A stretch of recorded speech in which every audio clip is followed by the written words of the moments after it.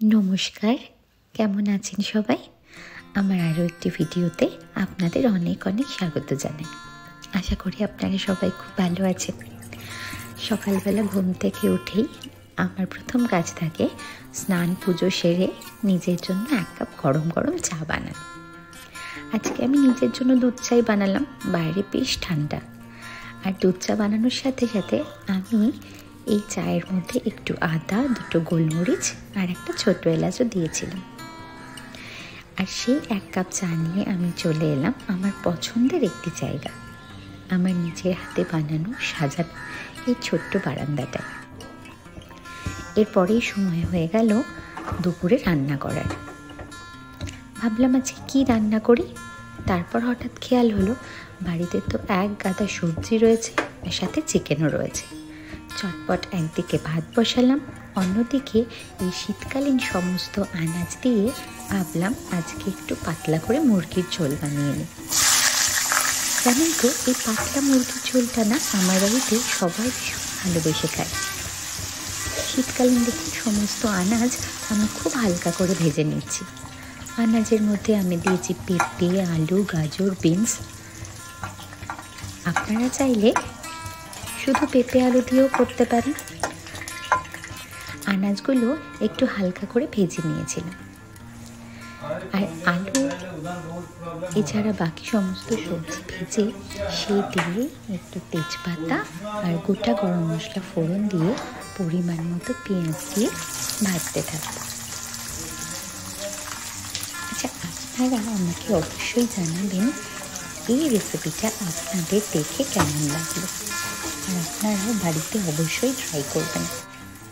দেখবেন শীতের সমস্ত আনাজ দিয়ে না এই মুরগির ঝোলটা ভীষণ ভালো লাগে। আর এই মাংসের ঝোলটা আপনারা ভাত অথবা রুটি যে কোনো কিছুর সঙ্গে খেতে পারবেন। পেঁয়াজটা বেশ হালকা বাদামি ভাজা মতো হয়ে গেলেই আমি দিয়ে দেব আদা, কাঁচা লঙ্কা বাটা, স্বাদ পরিমাণ মতো রসুন। বেশ ভালো করে কষতে থাকবো। আর অন্যদিকে বানিয়ে ফেলবো একটা মশলা।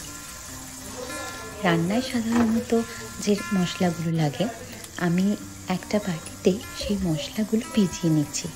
টমেটো, স্বাদ মতো লবণ, লঙ্কা গুঁড়ো, হলুদ গুঁড়ো কিছুক্ষণ ভিজিয়ে রেখে ওই মশলার পেস্টটা এই পেঁয়াজ, আদা, রসুন ভাজার মধ্যে দিয়ে ভালো করে কষিয়ে নেব। রান্নাটা থেকে বেশ তেল ছেড়ে এলে তখন একটু চিনি দিয়ে রান্নাটা কষতে থাকবো। আসলে প্রত্যেকটা রান্নায় যদি আমরা নুন এবং চিনিটা দিই তাহলে রান্নায় স্বাদের একটা খুব সুন্দর ব্যালেন্স তৈরি হয়। মশলাটা বেশ ভালো করে কষানো হয়ে গেলেই এই পরিষ্কার করে ধুয়ে রাখা মাংসের টুকরোগুলো দিয়ে বেশ ভালো করে কষতে থাকবো। মাঝখানে জানেন তো বেশ কিছুদিন আমি ভিডিও আপলোড করতে পারিনি। আপনারা তো কম বেশি সবাই জানেন আমার একটা ছোট্ট পুচকু মেয়ে হয়েছে, আর ওকে নিয়ে সারাদিন এত কাজকর্ম থাকে না, ভিডিও করার মতো আর সময় হয়ে ওঠে না। কিন্তু এবার থেকে চেষ্টা করবো প্রত্যেক দিন আপনাদের সঙ্গে একটা করে ভিডিও শেয়ার করার। এদিকে মাংসটাও বেশ ভালো মতো কষানো হয়ে গেছে।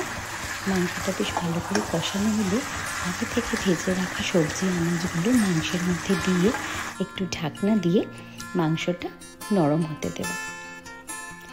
এই দেখুন, এখানে ভুলেই গেছি আপনাদেরকে বলতে, আমি কিন্তু এই রান্নাটার মধ্যে 1 মুঠো মটরশুঁটি আর একটু ক্যাপসিকামও ব্যবহার করেছি।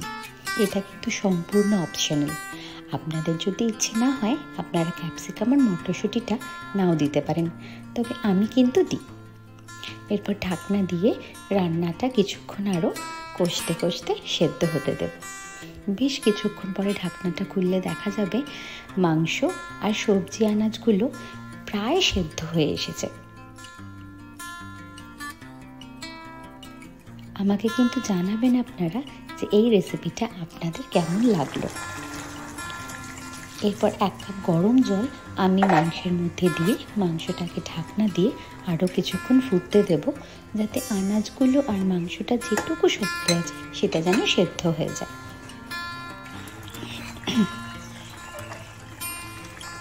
দেখুন এখানে পেঁপে, বাকি সব সবজি, মাংস খুব সুন্দর করে কিন্তু সেদ্ধ হয়ে গেছে। অন্যদিকে কিন্তু ভাতটাও আমার রেডি হয়ে গেছে। আর এদিকে মাংসের ঝোলটা একেবারে রেডি। একটু গরম মশলা ওপর থেকে ছড়িয়ে নামিয়ে নেব। দেখুন, ভাত আর এই পাতলা মাংসের ঝোল, শীতকালীন সব আনাজ দিয়ে, সঙ্গে এক টুকরো লেবু। ভিডিওটা কেমন লাগলো অবশ্যই